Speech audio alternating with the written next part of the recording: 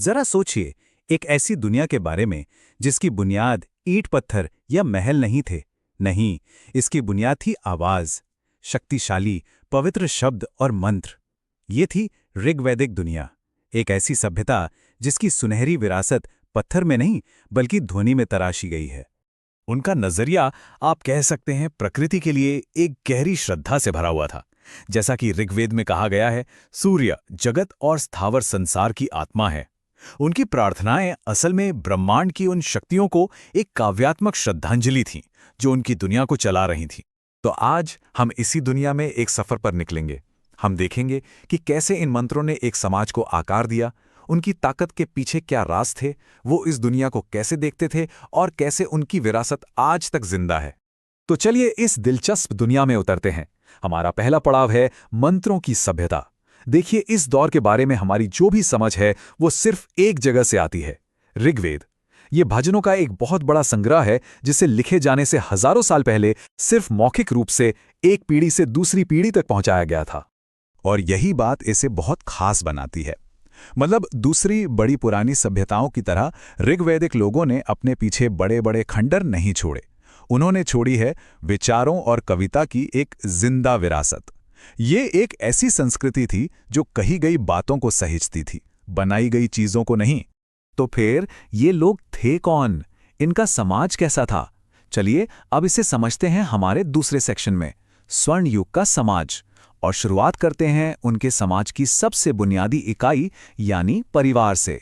उनके समाज का जो मूल आधार था वो था कुटुंब यानी परिवार। ये एक पितृसत्तात्मक इकाई थी जिसके मुखिया को गृहपति कहा जाता था। और जानते हैं, इस व्यवस्था में मेहमान नवाजी को एक बहुत बड़ा, एक पवित्र कर्तव्य माना जाता था। ये उनके मजबूत सामाजिक मूल्यों को दिखाता है। लेकिन यहीं पर एक बहुत ही चौंकाने वाली बात सामने आती है। कई सोर्सेस के हिसाब से ऋग्वैदिक काल को महिलाओं के लिए एक स्वर्ण युग कहा जाता है। हाँ, एक ऐसा समय जब समाज में महिलाओं का दर्जा असाधारण रूप से ऊंचा और सम्मानित था। महिलाओं को परिवार और समाज में बहुत इज्जत दी जाती थी। उन्हें गृहिणी और दुहिता के रूप में सम्मान मिलता था। सबसे जरूरी बात, उन्हें पढ़ने लिखने का अधिकार था। इसी वजह से गार्गी और मैत्रेय जैसी महान विदुषियां हुईं। उस जमाने में ये महिला सशक्तिकरण का एक बहुत बड़ा सबूत है। अच्छा, समाज से आगे बढ़कर अब देखते हैं कि उनकी ताकत और अर्थव्यवस्था किस चीज पर चलती थी। हमारा तीसरा सेक्शन, मवेशी, रथ और राजा। यही वो तीन इंजन थे जो ऋग्वैदिक समाज को आगे बढ़ा रहे थे। देखिए, उस दुनिया में असली दौलत का मतलब सोना चांदी नहीं था। नहीं, असली दौलत थे मवेशी, और उनमें भी सबसे ऊपर गाय। गाय इतनी कीमती थी कि उसे अघन्य कहा जाता था, जिसका मतलब है जिससे मारा नहीं जा सकता। अर्थव्यवस्था का केंद्र वही थी, अमीरी का पैमाना वही थी। पर ताकत सिर्फ आर्थिक नहीं थी, सैन्य भी थी।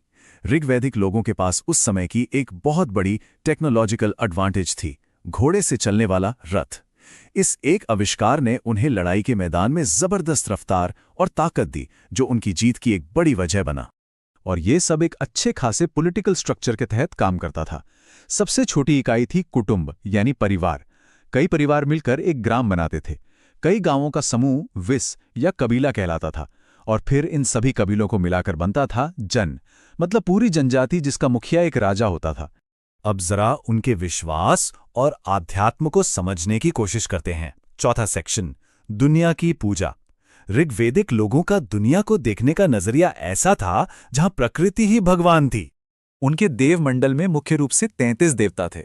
ये संख्या हमें ये बताती है कि ब्रह्मांड को लेकर उनकी एक स्ट्रक्चर्ड समझ थी, जो बाद के हिंदू धर्म के अनगिनत देवी देवताओं से काफी अलग है। और ये बात एकदम साफ है कि उनके देवता प्रकृति के ताकतों का ही रूप थे। उन्होंने देवताओं को 3 हिस्सों में बांटा था। पृथ्वी स्थानीय, जो धरती पर हैं, अंतरिक्ष स्थानीय, जो वायुमंडल में है, और द्यू स्थानीय, जो आकाश में है। और सबसे बड़े देवता थे इंद्र यानी युद्ध और मौसम के देवता, अग्नि आग के देवता, और सूर्य यानी सूर्यदेव। और आखिर में चलिए ऋग्वैदिक सभ्यता को इसके सही ऐतिहासिक संदर्भ में रखते हैं। हमारा 5वां सेक्शन, अतीत की गूंज। और इसके लिए हम इसकी तुलना करेंगे इसकी मशहूर पूर्ववर्ती सभ्यता यानी सिंधु घाटी सभ्यता से। तो जब हम इन दोनों को साथ में रखकर देखते हैं ना, तो फर्क बिल्कुल साफ नजर आता है। वैदिक सभ्यता ज्यादातर ग्रामीण और खेती पर आधारित थी। लोग बांस लकड़ी की झोपड़ियों में रहते थे। पूरी अर्थव्यवस्था मवेशियों पर और फौजी ताकत घोड़े पर टिकी थी। दूसरी तरफ सिंधु सभ्यता शहरी थी, व्यापार पर आधारित थी, जिसमें पक्की ईंटों के प्लांट शहर थे और घोड़ा तो वहां लगभग था ही नहीं।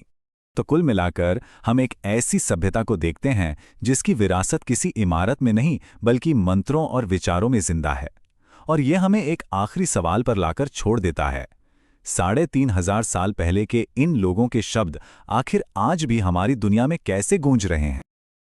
ज्ञान से सफलता तक, हर दिन सीखें कुछ नया। सीखते रहिए, आगे बढ़ते रहिए।